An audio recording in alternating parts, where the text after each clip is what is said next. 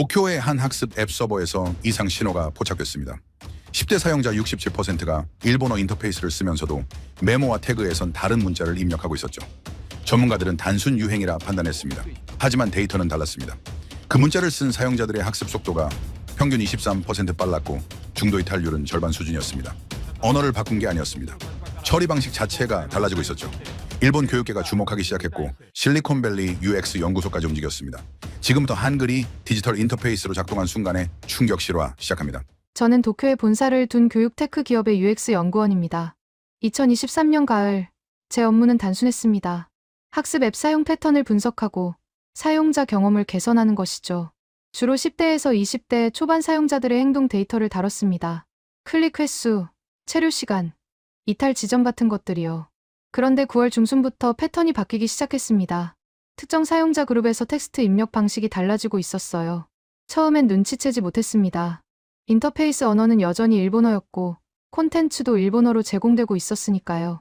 문제는 사용자가 직접 입력하는 영역이었습니다. 메모 기능, 태그 시스템, 개인 요약 노트. 이 세 영역에서 한자와 히라가나 대신 다른 문자가 반복적으로 등장하고 있었습니다. 처음엔 오타나 입력 오류로 분류했죠. 하지만 빈도가 너무 높았습니다. 그것도 특정 연령대에 집중돼 있었어요. 데이터를 추출해봤습니다.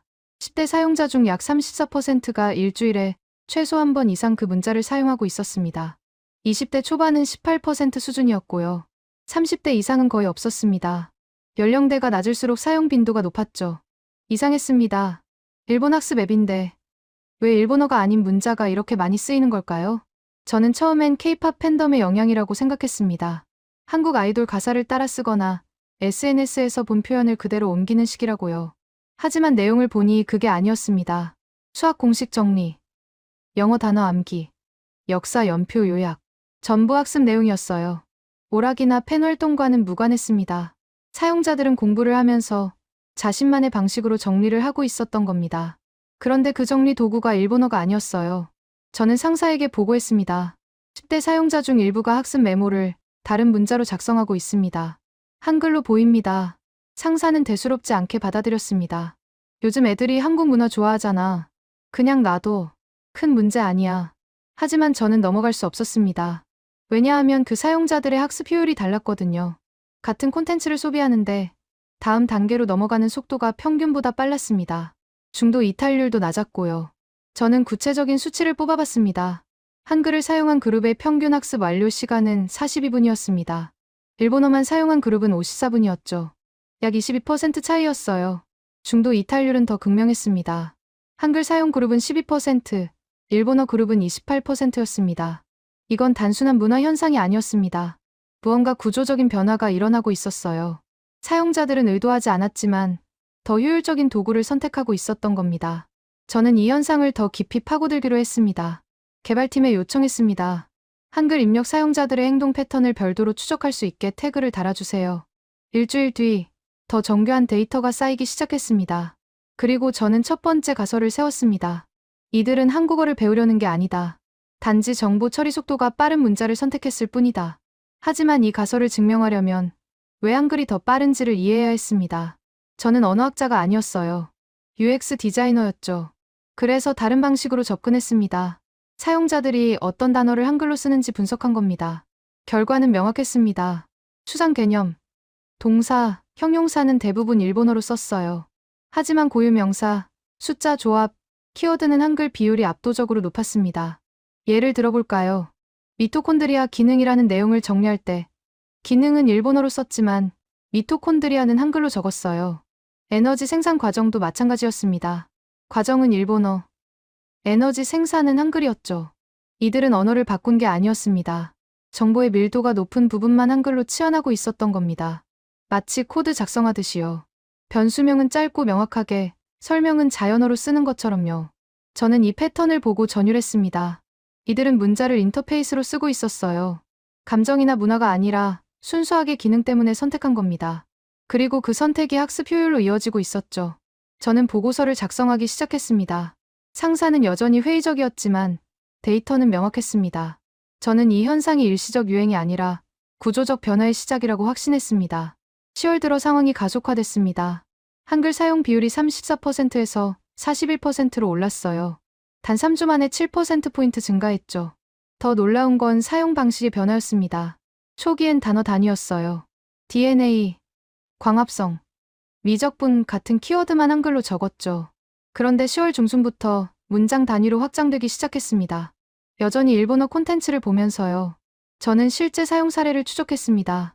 한 고등학생 사용자의 생물학습 노트를 봤어요. 영상 콘텐츠는 일본어였습니다. 하지만 메모는 이랬죠. 세포막 인지질 이중층 구조 친수성 머리 소수성 꼬리 선택적 투과성. 일본어로 설명을 듣고 한글로 핵심을 추출한 겁니다. 문법은 최소화됐어요. 조사도 거의 없었죠. 그냥 개념을 나열했을 뿐입니다. 그런데 이게 효과가 있었어요. 복습할 때 눈으로 훑는 속도가 달랐습니다. 일본어 메모는 문장을 읽어야 했어요.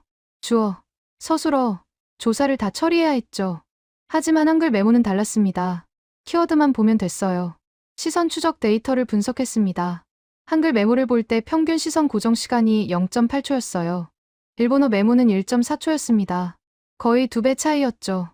이유는 명확했습니다. 한글은 음절 단위로 끊어 읽혔어요. 세포막은 세 글자지만 한 번에 인식됐습니다. 하지만 일본어로 시버모를 쓰면 한자 3개를 각각 처리해야 했어요. 히라가나로 사이버마그라고 쓰면 6글자가 됐죠. 정보 밀도가 달랐던 겁니다. 같은 개념을 표현하는데 한글은 공간을 절약했어요. 그리고 그 절약된 공간이 인지 부하를 줄였습니다. 내가 처리해야 할 시각 정보가 적었던 거죠. 저는 이 패턴을 동료들에게 공유했습니다. 사용자들이 한글을 언어로 쓰는 게 아니라 압축 코드로 쓰고 있습니다. 동료 중 한 명이 반박했어요. 그럼 영어를 쓰면 되잖아요. 영어도 짧은데. 맞는 말이었습니다. 영어도 표현 문자고 알파벳 조합으로 음절을 만들죠. 그런데 데이터는 달랐어요. 영어 사용 비율은 8%에 불과했습니다. 왜일까요? 저는 실제 사례를 비교해봤습니다. 미토콘드리아, 미토콘드리아. 영어는 13글자, 한글은 7글자였어요. 글자 수는 한글이 적었지만 결정적 차이는 따로 있었습니다. 한글은 일본어 발음과 호환됐어요.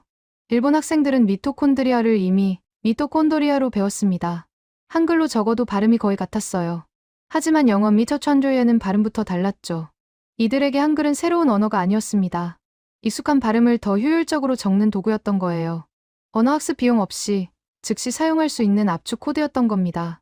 저는 이 가설을 검증하기 위해 사용자 인터뷰를 요청했습니다. 회사는 승인했어요. 11월 초, 저는 한글을 자주 쓰는 고등학생 5명을 만났습니다. 첫 질문을 던졌습니다. 왜 한글로 메모를 하나요? 대답은 예상 밖이었어요. 한글로 쓴다는 생각 안 했어요. 그냥 빨리 적히니까요. 한국어 배우는 거 아니에요? 아뇨. 한국 드라마 볼 때도 자막 봐요. 말은 못해요. 그럼 이게 뭔지 알아요? 저는 화면에 한글 문장을 띄웠습니다. 이것은 세포의 에너지 생산 과정입니다. 학생은 잠깐 망설이다가 대답했어요. 에너지 생산 정도는 알겠어요. 나머지는 모르겠어요. 그럼 메모할 때 이렇게 쓸 수 있어요? 아뇨. 저는 이렇게 안 써요. 세포 에너지 생산 과정 이렇게 써요. 짧게요. 핵심이 드러났습니다. 이들은 문장을 쓰지 않았어요. 키워드만 나열했죠. 문법도, 조사도, 맥락도 필요 없었습니다. 그냥 개념을 압축해서 적었을 뿐이에요. 두 번째 학생에게 물었습니다. 한글 자판 어떻게 익혔어요? 핸드폰 키보드 설정에 있어요. 한번 보면 돼요. 기역, 니은, 디귿 이런 거 몇 개만 알면 돼요. 다 외웠어요? 아뇨. 자주 쓰는 것만요. 시옷, 이응, 기역, 니은 이 정도요. 저는 놀랐습니다. 잠 10개도 다 외우지 않았어요. 그런데 메모는 문제없이 했죠. 왜냐하면 쓰는 단어가 제한적이었거든요. 학습 키워드는 반복됐으니까요. 세 번째 학생은 더 흥미로운 얘기를 했습니다. 요즘 친구들도 따라해요. 제 노트 보고 물어봐요. 어떻게 그렇게 빨리 정리하냐고요. 친구들도 한글 써요? 네. 근데 문법은 몰라요. 저도 몰라요. 단어만 써요. 저는 질문을 바꿨습니다. 이게 한국어라고 생각해요? 학생은 고개를 저었어요. 아뇨. 그냥 정리 도구요. 영어 단어 적을 때 영어 쓰는 거랑 같아요. 바로 그거였습니다. 이들에게 한글은 언어가 아니었어요. 툴이었죠. 포토샵 쓴다고 디자이너 되는 게 아니듯 한글 쓴다고 한국어 하는 게 아니었던 겁니다. 저는 인터뷰를 마치고 데이터를 재분석했습니다. 사용자들이 쓰는 한글 어휘는 평균 120개 정도였어요. 그중 80%가 학술 용어였습니다. 일상 대화용 단어는 거의 없었죠. 이건 언어 습득이 아니었습니다. 도구 사용이었어요. 그리고 그 도구는 놀라울 정도로 효율적이었습니다. 10월 말 현상이 임계점을 넘었습니다. 한글 사용 비율이 58%를 돌파했어요. 2달 만에 24%포인트 증가였죠. 더 이상 소수 현상이 아니었습니다. 과반이 넘는 10대 사용자가 한글을 쓰고 있었어요. 그런데 이상한 점이 있었습니다. 회사는 한글 입력을 지원한 적이 없었어요. 인터페이스도, 키보드도, 가이드도 없었죠. 그런데 사용자들은 알아서 찾아냈습니다. 어떻게 했을까요? 저는 사용자 기기 설정을 추적했습니다. 대부분 스마트폰 기본 키보드에 한글을 추가했더군요. iOS든 안드로이드든 언어 설정에 한글이 있었습니다. 클릭 몇 번이면 끝이었어요. 그리고 자판 배열을 외우는 데는 10분이면 충분했습니다. 왜냐하면 쓰는 글자가 한정적이었거든요. 자음 14개, 모음 10개. 그 중에서도 자주 쓰는 건 절반 정도였어요. 기역, 니은, 디귿, 이을, 미음, 시옷, 이응 정도만 알면 대부분의 학술 용어를 커버했습니다. 사용자들은 체계적으로 배우지 않았어요. 필요할 때마다 하나씩 익혔죠. DNA를 적으려면 디귿, 니은, 이응만 있으면 됐습니다. RNA는 리을, 니은, 이응이었고요. 반복 학습이 자연스럽게 이루어졌던 겁니다. 저는 학습 곡선을 분석했습니다. 첫 한글 입력까지 평균 3일이 걸렸어요. 하지만 10번째 입력까지는 하루면 충분했죠. 20번째부터는 일본어만큼 빨라졌습니다. 30번째부터는 오히려 더 빨랐어요. 타이핑 속도만 본 게 아니었습니다. 생각에서 입력까지 걸리는 시간이 달랐어요. 일본어로 시바오펀리에 입력하려면 한자 변환을 거쳐야 했습니다. 사이버오브네즈를 치고 변환키를 누르고 맞는 한자를 선택하는 과정이 필요했죠. 하지만 한글은 달랐어요. 세포 분열, 네 글자를 그냥 쳤습니다. 변환도 선택도 없었어요. 생각한 대로 바로 입력됐죠. 이게 결정적 차이였습니다. 심리적 마찰이 없었던 겁니다. 일본어는 쓸 때마다 선택의 순간이 있었어요. 이 한자가 맞나? 하는 순간이요. 하지만 한글은 그런 게 없었습니다. 들리는 대로, 생각나는 대로 적으면 됐죠. 11월 중순, 저는 새로운 패턴을 발견했습니다. 한글 사용자들끼리 노트를 공유하기 시작한 거예요. 앱 내 공유 기능을 통해서요. 그전까지는 개인 메모로만 썼는데 이제는 친구들에게 보여주고 있었습니다. 댓글을 봤어요. 이거 어떻게 쓴 거야? 핸드폰 설정에서 키보드 추가하면 돼. 한글 있어. 어렵지 않아? 기역, 리음만 알면 돼. 나머지는 쓰다 보면 외워져. 입소문이 퍼지고 있었습니다. 그것도 사용자들끼리요. 회사가 한 일은 아무것도 없었어요. 광고도, 튜토리얼도, 프로모션도 없었죠. 순수하게 효율성만으로 확산되고 있었던 겁니다. 저는 공유된 노트를 분석했습니다. 흥미로운 점이 있었어요. 한글 사용자가 만든 노트는 평균 3.2회 공유됐습니다. 일본어 노트는 1.8회였죠. 거의 2배 차이였어요. 왜 그랬을까요? 한글 노트가 더 간결했기 때문입니다. 같은 내용을 절반 분량으로 정리했어요. 보는 사람 입장에선 핵심만 빠르게 파악할 수 있었죠. 그래서 공유 가치가 높았던 겁니다. 11월 말, 사용 패턴이 또 한 번 진화했습니다. 단어 나열을 넘어서 짧은 문장이 나타나기 시작했어요. 여전히 문법은 최소였지만 의미 단위가 확장됐습니다. 예를 들면 이랬어요. 광합성 과정빛 에너지, 화학 에너지 변환 연목체에서 진행 산소 배출. 조사는 거의 없었어요. 은는이가 같은 건 생략됐죠. 하지만 의미는 명확했습니다. 오히려 더 직관적이었어요. 이건 전보문 형식이었습니다. 옛날 전신시대의 글자 수를 줄이려고 조사를 생략했던 것처럼요. 필요한 정보만 최소 단위로 압축하는 방식이었죠. 저는 이 패턴을 보고 확신했습니다. 이건 새로운 문자 사용법이 탄생하는 과정이었어요. 한국어를 배우는 게 아니라 한글이라는 문자 체계를 일본어 환경에 이식하는 거였죠. 12월 초, 회사 경영진이 움직였습니다. 사용자 증가율이 둔화되고 있었거든요. 그런데 한글 사용자들만 예외였어요. 이들의 재방문율은 83%였습니다. 일반 사용자는 61%였죠. 중요한 지표였어요.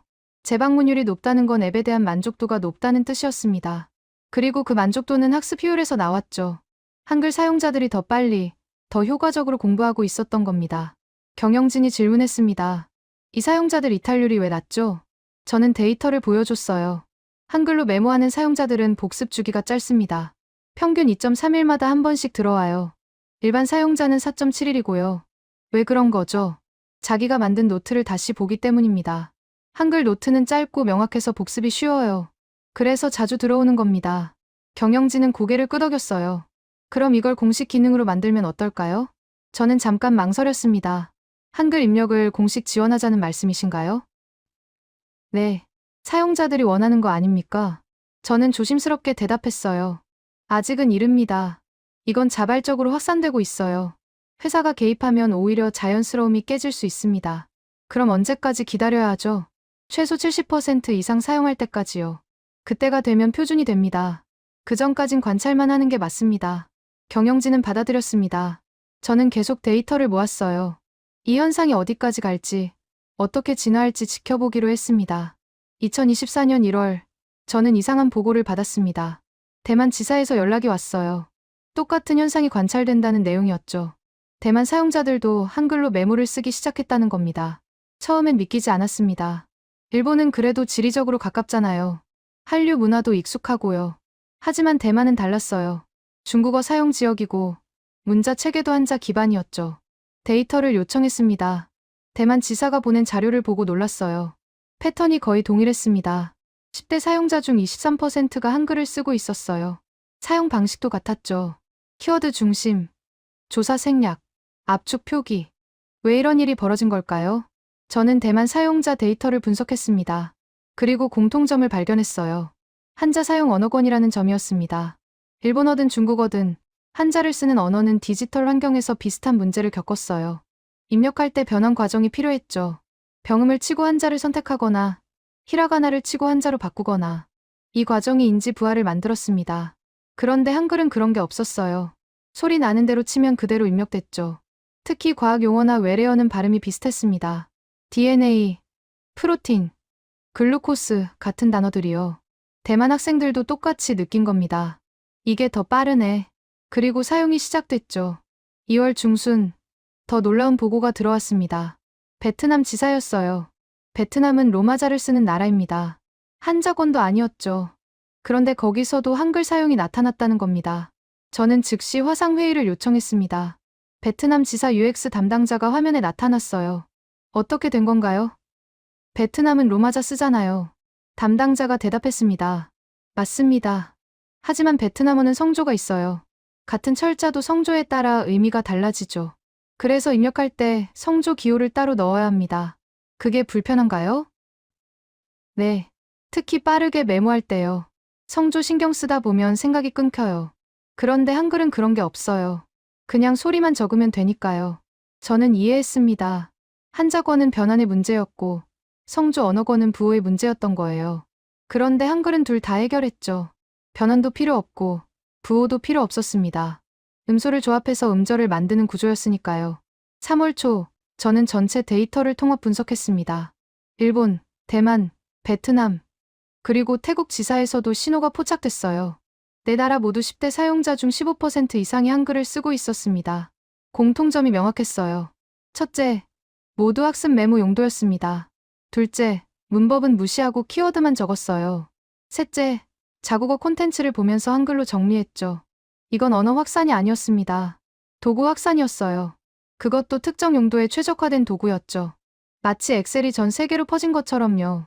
사람들이 영어를 배워서 엑셀 쓰는 게 아니듯 한국어를 배워서 한글 쓰는 게 아니었던 겁니다.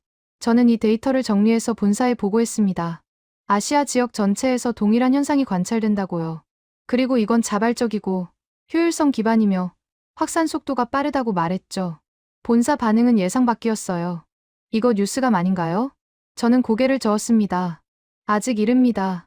언론이 주목하면 왜곡될 수 있어요. 지금은 순수하게 기능적 선택인데 문화 현상으로 포장되면 본질이 흐려집니다. 그럼 언제 공개할 건가요? 데이터가 더 쌓여야 합니다. 최소 6개월은 지켜봐야 해요. 본사는 동의했습니다. 하지만 저는 알고 있었어요. 이 현상을 계속 숨길 수는 없다는 거요. 언젠가는 외부에서 발견할 겁니다.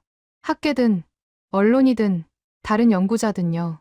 4월 중순, 그 예상이 현실이 됐습니다. 싱가포르 교육연구소에서 논문이 나왔어요. 제목은 보지 못했지만 내용은 알 수 있었습니다. 동남아 학생들의 디지털 학습 패턴 변화에 관한 거였죠. 그 논문에 한글 사용 사례가 언급됐습니다. 구체적 수치는 없었어요. 하지만 현상 자체는 기록됐죠. 일부 학생들이 모국어가 아닌 한글로 학습 메모를 작성하는 경향이라고요. 학계가 눈치챈 겁니다. 저는 알았어요. 이제 시간 문제라는 거요. 곧 더 많은 연구자들이 이 현상을 추적할 겁니다. 데이터를 요청할 거고, 인터뷰를 하고, 논문을 쓸 거예요. 그리고 그때부터 이야기가 달라질 겁니다. 한글이 디지털 시대의 새로운 표준이 되고 있다는 식의 과장된 해석이 나올 거예요. 한류의 영향이라는 문화적 설명도 따라올 거고요. 하지만 저는 알고 있었습니다. 이건 그런 게 아니었어요. 한글이 특별해서가 아니라 효율적이어서였죠. 문화가 아니라 기능이었고, 감정이 아니라 구조였습니다. 5월 초, 저는 마지막 데이터를 정리했습니다. 6개월간의 관찰 결과였어요. 일본 내 한글 사용 비율은 72%까지 올랐습니다. 대만은 41%, 베트남은 28%, 태국은 19%였죠. 모두 상승 곡선이었습니다. 저는 이 자료를 들고 경영진을 다시 찾았어요. 이제 말할 때가 됐다고 판단했습니다. 한글 입력을 공식 지원해야 합니다. 이유가 뭐죠? 이미 표준이 됐습니다. 일본 사용자 과반이 쓰고 있어요. 회사가 지원하지 않으면 사용자들이 불편을 겪습니다. 경영진은 승인했습니다. 6월부터 한글 키보드가 앱 내에 기본 탑재되기로 했어요. 튜토리얼도 만들기로 했죠. 저는 한 가지만 요청했습니다. 한국어 학습 기능으로 포장하지 마세요. 이건 메모 도구입니다. 그렇게만 설명해 주세요. 회사는 동의했습니다. 7월 15일, 저는 결정적 데이터를 발견했습니다. 한글 사용자들의 학습 성취도가 측정 가능한 수준으로 높았어요. 단순히 빠르다는 게 아니었습니다. 실제로 이해도가 달랐죠. 저는 시험 점수 데이터를 분석했습니다. 앱 내에는 퀴즈 기능이 있었어요. 학습 후 이해도를 체크하는 거였죠. 한글 메모 사용자들의 평균 정답률은 78%였습니다. 일반 사용자는 64%였어요. 14%포인트 차이였습니다. 왜 이런 결과가 나왔을까요? 저는 메모 내용과 퀴즈 정답률의 상관관계를 추적했습니다. 패턴이 보였어요. 한글 메모 사용자들은 핵심 개념을 먼저 적었습니다. 그리고 그 개념들 사이의 관계를 화살표나 슬래시로 연결했죠. 문장이 아니라 구조였어요.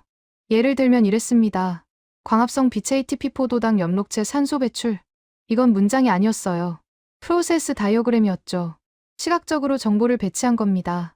그래서 복습할 때 흐름이 한눈에 들어왔어요. 반면 일본어 메모는 달랐습니다.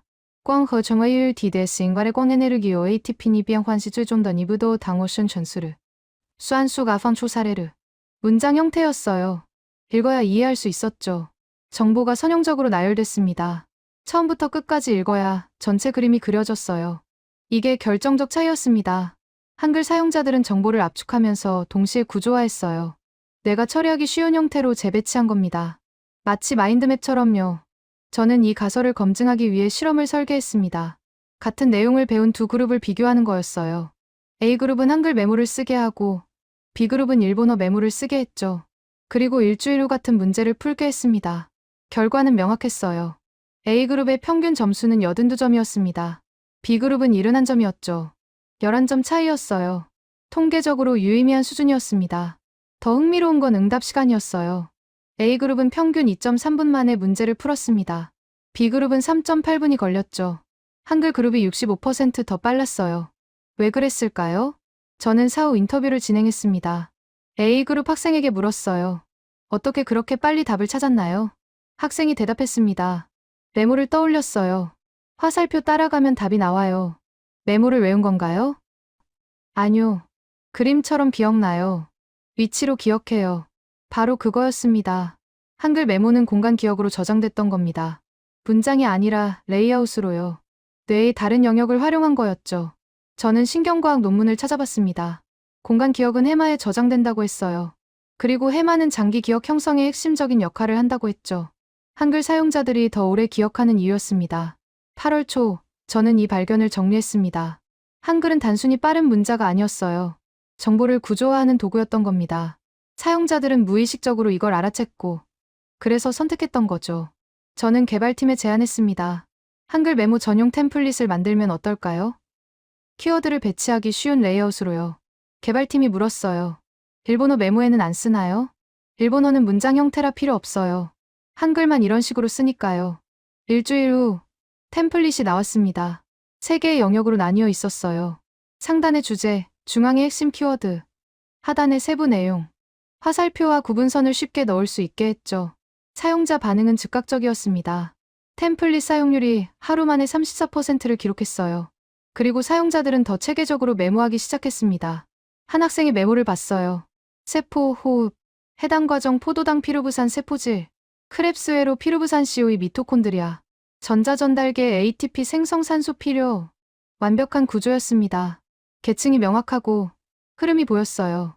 이건 메모가 아니었습니다. 데이터베이스였죠. 저는 전율했습니다. 사용자들이 한글을 쓰면서 자연스럽게 정보 설계를 배우고 있었던 겁니다. 의도하지 않았지만 구조적 사고를 훈련하고 있었어요. 9월 중순 예상치 못한 보고가 들어왔습니다. 한글 메모 사용자들의 창의성 점수가 높게 나왔다는 거예요. 엠넷 에세이 평가에서요. 저는 데이터를 확인했습니다. 한글 사용자들의 에세이는 구조가 명확했어요. 서론 본론 결론이 확실했고 논리 전개가 일관됐죠. 반면 일반 사용자들은 산만한 경향이 있었습니다. 왜 그랬을까요? 저는 가설을 세웠어요. 한글로 메모하면서 구조적 사고에 익숙해졌고 그게 글쓰기로 전이됐다는 거였죠. 검증을 위해 추가 분석을 했습니다. 한글 메모 사용 기간과 에세이 점수의 상관관계를 봤어요. 결과는 놀라웠습니다. 3개월 이상 한글 메모를 쓴 학생들의 에세이 평균 점수는 85점이었어요. 일반 학생은 73점이었죠. 12점 차이였습니다. 이건 단순한 메모 도구가 아니었어요. 사고 방식을 바꾸는 훈련 도구였던 겁니다. 저는 이 사실을 보고서에 담았습니다. 그리고 제목을 이렇게 붙였습니다. 아니, 붙이려다 말았어요. 제목은 나중 문제였죠. 중요한 건 발견 자체였습니다. 한글은 문자가 아니었어요. 인터페이스였습니다. 정보와 뇌 사이를 연결하는 인터페이스였죠. 그리고 그 인터페이스는 기존 것보다 효율적이었습니다. 사용자들은 본능적으로 이걸 알았어요. 그래서 선택했고, 확산됐고, 이제는 표준이 되고 있었습니다. 9월 23일, 저는 초대를 받았습니다. 도쿄 소재한 대학의 언어학 연구소였어요. 교수 한 명이 저희 데이터에 관심을 보였다는 겁니다. 인지언어학 전공자였죠. 저는 회사 허락을 받고 방문했습니다. 연구실은 조용했어요. 책으로 가득했고 화이트보드엔 복잡한 다이어그램이 그려져 있었죠. 교수가 저를 맞았습니다. 데이터 보내주셔서 감사합니다. 정말 흥미롭더군요. 어떤 점이요? 교수가 자리에 앉으며 말했어요. 문자 체계가 인지 구조에 영향을 준다는 건 알려진 사실입니다. 하지만 이렇게 빠르게, 이렇게 명확하게 나타난 건 처음 봤어요. 저는 궁금했습니다. 기존 연구가 있었나요? 있죠. 중국어 사용자와 알파벳 사용자의 뇌활성화 패턴이 다르다는 연구가 있어요. 한자는 시각 피지를 더 많이 쓰고 알파벳은 청각 영역을 더 쓴다는 거죠. 한글은요? 교수가 잠깐 멈췄어요. 그게 문제입니다. 한글은 둘 다 하거든요. 무슨 뜻이죠? 한글은 표문자지만 시각적으로도 구조화돼 있어요. 자음과 모음이 조합되면서 음절 블록을 만들죠. 그래서 읽을 땐 청각적으로 처리하지만 쓸 땐 시각적으로도 처리합니다. 저는 이해하기 시작했어요. 그럼 한글을 쓰면 뇌가 두 가지 방식으로 정보를 처리한다는 건가요? 정확합니다. 그리고 당신네 데이터는 그걸 증명해요. 교수가 컴퓨터 화면을 돌렸습니다. 그래프가 보였어요. 제가 보낸 데이터를 재분석한 거였죠. 보세요. 한글 사용자들의 정보 해상 패턴입니다. 키워드를 물어봤을 때 이들은 위치를 먼저 떠올려요. 왼쪽 위에 있었다. 화살표 다음이었다. 이런 식으로요. 공간 기억이군요. 맞습니다. 그런데 일본어 사용자는 달라요. 이들은 문맥을 먼저 떠올립니다. 뭐 다음에 나왔다. 어떤 설명이 있었다. 이런 식이죠. 저는 노트에 받아 적었습니다. 교수가 계속 말했어요. 더 흥미로운 건 학습 효율입니다. 당신네 데이터에 따르면 한글 사용자들은 같은 내용을 더 적은 시간에 학습해요. 이유가 뭘까요? 정보 밀도 때문 아닌가요? 그것도 있죠. 하지만 더 근본적인 이유가 있어요. 교수가 화이트보드로 갔습니다. 그리고 뭔가를 쓰기 시작했어요. 꽝허천, 일본어, 광합성, 한글, photosynthesis, 영어. 보세요. 같은 개념입니다. 하지만 처리 과정이 달라요. 교수가 설명했습니다. 일본어는 한자를 봐야 해요. 한자는 뜻글자니까 의미를 먼저 파악하죠. 하지만 소리는 나중입니다. 영어는 반대예요. 철자를 보고 소리를 조합한 뒤 의미를 떠올려요. 한글은요? 한글은 동시입니다. 음절 블록을 보는 순간 소리와 모양을 함께 인식해요. 그리고 그게 즉시 의미로 연결되죠. 저는 놀랐습니다. 그럼 한글이 가장 효율적이란 말인가요? 교수가 고개를 저었어요. 항상 그런 건 아닙니다. 문학 작품이나 감정 표현엔 한자나 알파벳이 더 나을 수 있어요. 하지만 정보 전달, 특히 개념 학습에서는 한글이 우위에 있습니다. 왜죠? 인지 부하가 적기 때문이에요. 뇌가 정보를 처리하는 단계가 적죠. 그래서 같은 시간에 더 많이 학습할 수 있습니다. 저는 메모를 멈췄어요. 그럼 이게 일시적 현상이 아니란 건가요? 교수가 저를 똑바로 봤습니다. 아닙니다. 이건 시작입니다. 무슨 뜻이죠? 디지털 환경에서 정보량은 계속 늘어나요. 사람들은 더 빨리, 더 효율적으로 배워야 하죠. 그 과정에서 최적의 도구를 찾게 됩니다. 당신네 사용자들이 한 것처럼요. 교수가 차를 한 모금 마셨어요. 한글이 선택된 건 우연이 아닙니다. 구조적 필연이에요. 저는 질문했습니다. 다른 언어권으로도 퍼질까요? 이미 퍼지고 있잖아요. 대만, 베트남, 태국 모두 같은 패턴이에요. 유럽은요? 교수가 잠깐 생각했어요. 알파벳 사용 국가들은 저항이 있을 겁니다. 익숙한 시스템이 있으니까요. 하지만 학습 효율 차이가 명확해지면 결국 도입할 거예요. 언제쯤이요? 3년에서 5년. 임계 질량에 도달하는 시간이죠. 저는 노트를 덮었습니다. 10월 초 교수가 논문을 발표했습니다. 국제인지과학 학술지였어요. 저희 데이터가 인용됐죠. 논문의 결론은 명확했습니다. 한글의 음소음절 이중 구조는 디지털 학습 환경에서 인지적 이점을 제공한다. 학계 반응은 빨랐어요. 일주일 만에 5개 대학에서 후속 연구를 시작했습니다. 미국, 영국, 독일, 호주, 싱가포르였죠. 모두 한글의 학습 효율을 검증하겠다는 거였어요. 10월 중순, 저는 또 다른 연락을 받았습니다. 교육 플랫폼 기업들이었어요. 경쟁사들이죠. 이들도 같은 현상을 관찰했다는 겁니다. 한국과 전화 회의를 했어요. 당신네도 한글 사용 증가를 봤나요? 네. 우리도 똑같아요. 처음엔 일본만 그런 줄 알았는데 동남아 전체로 퍼지고 있더군요. 어떻게 대응하실 건가요? 한글 키보드를 기본 탑재하려고 합니다. 사용자들이 원하니까요. 경영진 반응은요? 처음엔 의아했죠. 그런데 데이터 보고 납득했어요. 한글 사용자들의 이탈률이 확실히 낮거든요. 저는 웃음이 나왔습니다. 모두가 같은 결론에 도달하고 있었어요. 이건 막을 수 없는 흐름이었죠. 11월 초, 일본 교육부에서 움직였습니다. 공식 성명은 없었어요. 하지만 내부 문서가 유출됐죠. 디지털 학습 도구로서 한글 활용 가능성을 검토한다는 내용이었어요. 언론이 달라붙었습니다. 일본 학생들, 왜 한글로 공부하나? 한글, 디지털 시대 최적 문자? 교육부, 한글 도입 검토 중. 기사가 쏟아졌어요. 대부분 정확하지 않았죠. 문화 현상으로 포장하거나 한류 덕분이라고 했어요. 하지만 핵심을 놓치고 있었습니다. 이건 문화가 아니었어요. 기능이었죠. 효율이었고 구조였습니다. 저는 인터뷰 요청을 모두 거절했습니다. 데이터로 말하게 하고 싶었어요. 감정이나 해석 없이요. 11월 21일, 저는 예상치 못한 메일을 받았습니다. 실리콘밸리의 한 교육 테크 기업이었어요. 이름은 말할 수 없지만 업계 1위 기업이었죠. 그들이 미팅을 제안했습니다. 일주일 후, 저는 화상 회의실에 앉아 있었어요. 화면 너머엔 5명이 있었습니다.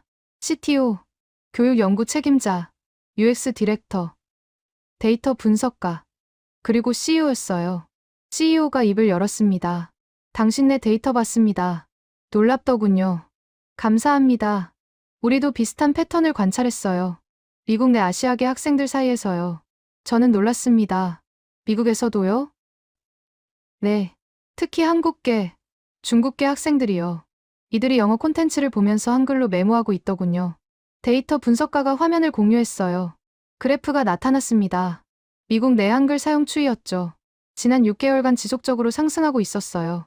현재 약 8%입니다. 작아 보이지만 증가율은 월 15%예요. 저는 계산했습니다.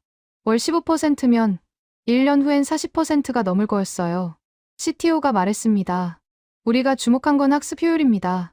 한글 사용자들의 코스 완료율이 87%예요. 일반 사용자는 62%고요. 25%포인트 차이였습니다. 교육 연구 책임자가 덧붙였어요. 더 중요한 건 응용력입니다. 한글로 학습한 학생들은 배운 개념을 새로운 문제에 적용하는 능력이 뛰어나요. 평균 23% 높습니다. 저는 물었습니다. 왜 그렇다고 보시나요? 구조적 사고 때문입니다. 한글로 메모하면서 정보를 계층화하고 관계를 시각화하죠. 이게 문제 해결 능력으로 이어지는 겁니다. CEO가 말했습니다. 그래서 우리도 한글 지원을 결정했어요. 언제부터요? 내년 1월부터요. 전 세계 모든 지역에서요. 저는 숨이 멎는 것 같았습니다. 업계 1위 기업이 한글을 표준으로 채택한다는 거였어요. 이건 단순한 기능 추가가 아니었습니다. 업계 전체의 방향을 바꾸는 결정이었죠. UX 디렉터가 질문했습니다. 한글 키보드 학습 곡선 데이터 있나요? 있습니다. 평균 12분이면 기본 입력이 가능해요. 30번 정도 쓰면 자연스러워지고요. 12분이면 튜토리얼로 충분하겠네요. 네. 영상 하나면 됩니다. CEO가 마지막 질문을 했어요. 이게 언어학습으로 이어질까요? 사용자들이 결국 한국어를 배우게 될까요? 저는 잠깐 생각했습니다. 아닐 겁니다. 왜죠? 이들은 도구를 쓰는 거지, 언어를 배우는 게 아니니까요. 엑셀 쓴다고 영어 배우지 않는 것처럼요. CEO가 고개를 끄덕였어요. 동의합니다. 그게 오히려 장점이죠. 학습 장벽이 없으니까요. 회의는 1시간 만에 끝났습니다. 12월 초, 발표가 났어요. 업계 1위 기업이 한글 키보드를 전면 도입한다는 내용이었죠. 보도자료엔 이렇게 적혀 있었습니다. 학습 효율성 향상을 위한 선택적 입력 도구로서 한글 지원. 반응은 즉각적이었습니다. 이틀 만에 경쟁사 셋이 같은 발표를 했어요. 모두 한글 지원을 추가한다는 거였죠. 업계가 움직이기 시작했습니다. 10월 15일, 저는 또 다른 연락을 받았어요. 유럽교육기술협회였습니다. 컨퍼런스 기조연설을 해달라는 거였죠. 주제는 이거였어요. 디지털 학습 환경에서의 문자체계 효율성. 저는 승낙했습니다. 2025년 2월, 저는 암스테르담에 있었습니다. 컨퍼런스장은 가득 찼어요. 1000명 넘는 교육자, 연구자, 개발자들이 있었죠. 저는 무대에 올랐습니다. 발표는 40분이었어요. 데이터만 보여줬습니다. 감정적 호소도, 문화적 설명도 없었죠. 그냥 숫자와 그래프였어요. 학습 속도 22% 향상, 완료율 25%포인트 증가, 응용력 23% 개선, 이탈률 절반 수준. 청중은 조용했습니다. 발표가 끝나자 질문이 쏟아졌어요. 유럽 언어권에서도 효과가 있을까요? 있습니다. 베트남과 태국에서 이미 확인됐어요. 알파벳 사용 국가도 다르지 않을 겁니다. 언어 장벽은요? 없습니다. 사용자들은 한국어를 배우지 않아요. 문자만 씁니다. 교육 당국 반발은 없나요? 일본에서 처음엔 있었어요. 하지만 데이터를 보고 태도가 바뀌었죠. 한 교수가 손을 들었습니다. 이게 다른 문자의 위협이 될까요? 알파벳이나 한자를 대체할까요? 저는 고개를 저었어요. 아닙니다. 대체가 아니라 보완이에요. 학습할 땐 한글을 쓰고 일상에선 모국어 문자를 씁니다. 역할이 다른 거죠. 그럼 이중 문자 체계가 되는 건가요? 이미 그렇게 되고 있어요. 사용자들이 자발적으로 선택했습니다. 발표 후 여러 기관에서 협력을 제안했어요. 프랑스 교육부, 독일 디지털 학습 연구소, 영국 교육기술협의회. 모두 한글의 교육적 효과를 검증하고 싶어 했죠. 3월 초, 저는 도쿄로 돌아왔습니다. 회사는 달라져 있었어요. 한글 입력이 이제 기본 기능이었죠. 사용률은 84%를 기록했습니다. 거의 모든 10대 사용자가 쓰고 있었어요. 그리고 새로운 현상이 나타났습니다. 20대 사용자들도 한글을 쓰기 시작한 거예요. 처음엔 10대만 그랬는데 이제 연령대가 확장되고 있었죠. 저는 데이터를 봤습니다. 20대 사용률이 3개월 만에 12%에서 31%로 올랐어요. 증가 속도가 10대보다 빨랐죠. 왜 그랬을까요? 인터뷰를 해봤습니다. 한 대학생이 말했어요. 동생이 쓰는 거 봤어요. 엄청 빠르게 정리하더라고요. 저도 배웠죠. 어렵지 않았어요? 전혀요. 10분이면 돼요. 그리고 한번 익히면 평생 써요. 왜 쓰나요? 시험 준비 때문이에요. 한글로 정리하면 훨씬 빨라요. 또 다른 응답자는 이렇게 말했습니다. 취업 준비하는데 공부할 게 많아요. 시간이 부족하죠. 한글 쓰면 30%는 절약돼요. 효율성이었습니다. 문화도, 유행도 아니었어요. 순수하게 기능적 선택이었죠. 4월 중순, 저는 마지막 보고서를 작성했습니다. 2년간의 관찰 결과였어요. 결론은 명확했습니다. 한글은 디지털 학습 환경에서 최적화된 문자 체계다. 정보 밀도, 입력 속도, 구조와 능력 모든 면에서 우위에 있다. 사용자들은 이를 자발적으로 발견했고 확산은 불가피하다. 보고서를 제출하고 저는 창밖을 봤습니다. 거리엔 학생들이 걸어가고 있었어요. 아마 그들 중 대부분은 핸드폰에 한글 키보드를 갖고 있을 겁니다. 한국어는 못해도 한글로 생각을 정리하는 법은 알고 있겠죠. 이건 혁명이었습니다. 조용하지만 확실한 혁명이었어요. 누군가 계획한 게 아니었습니다. 사용자들이 만든 거였죠. 그리고 이제 되돌릴 수 없었습니다. 2025년 6월, 저는 마지막 인터뷰를 했습니다. 2년 전 처음 만났던 그 고등학생이었어요. 이제는 대학생이 됐죠. 아직도 한글 쓰나요? 학생이 웃었습니다. 당연하죠. 안 쓰면 공부가 안 돼요. 한국어는요? 배웠어요? 아니요. 여전히 못해요. 드라마 볼 때도 자막 봐요. 그럼 한글만 아는 건가요? 네. 근데 그걸로 충분해요. 저는 노트북을 열었습니다. 학생의 2년간 학습 데이터를 보여줬어요. 작성한 메모 수, 학습 시간, 성적 변화. 모든 지표가 상승 곡선이었죠. 이거 봐요. 당신 성적이 25% 올랐어요. 한글 덕분인가요? 부분적으로요. 하지만 더 중요한 건 사고방식이에요. 한글로 메모하면서 구조적으로 생각하는 법을 배웠거든요.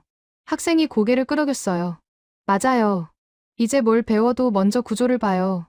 핵심이 뭔지, 어떻게 연결되는지부터 파악하죠. 그게 바로 한글이 준 거예요. 신기해요. 문자 하나 바꿨을 뿐인데, 저는 웃었습니다. 문자가 아니라 인터페이스를 바꾼 거예요. 10월 초, 글로벌 통계가 발표됐습니다. 전 세계 교육 앱 사용자 중 한글 사용 비율이 34%를 기록했어요. 3천만 명이 넘는 숫자였죠. 그중 한국어를 할 수 있는 사람은 5% 미만이었습니다. 이들은 한글을 알았지만 한국어는 몰랐어요.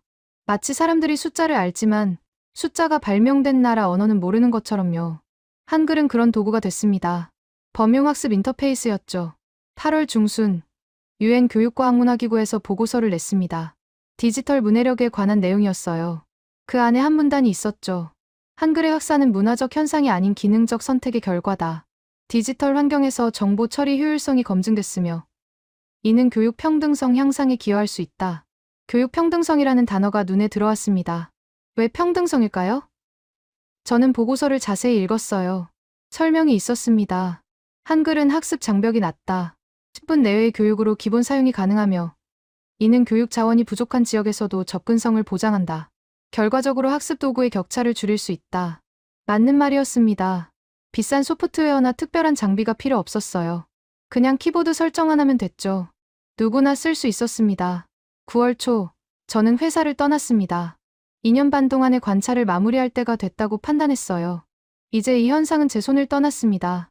전 세계가 관찰하고, 연구하고, 활용하고 있었죠. 마지막 날, 동료들이 물었습니다. 앞으로 뭐 할 거예요? 좀 쉬려고요. 그리고 생각 좀 해볼게요. 뭐려? 다음엔 뭐가 올지요? 동료가 웃었어요. 한글 다음에 뭐가 더 있겠어요? 저는 대답하지 않았습니다. 하지만 알고 있었어요. 항상 다음이 있다는 거려. 사용자들은 계속 더 나은 도구를 찾을 겁니다. 그게 뭔지는 아직 모르지만요. 10월, 저는 개인 블로그를 시작했습니다. 2년 반간의 관찰 기록을 정리하는 거였어요. 학술 논문 형식이 아니라 그냥 이야기로요. 사람들이 어떻게 한글을 발견했는지, 왜 선택했는지, 무엇이 바뀌었는지. 첫 글을 올렸습니다. 조회수는 적었어요. 200명 정도였죠.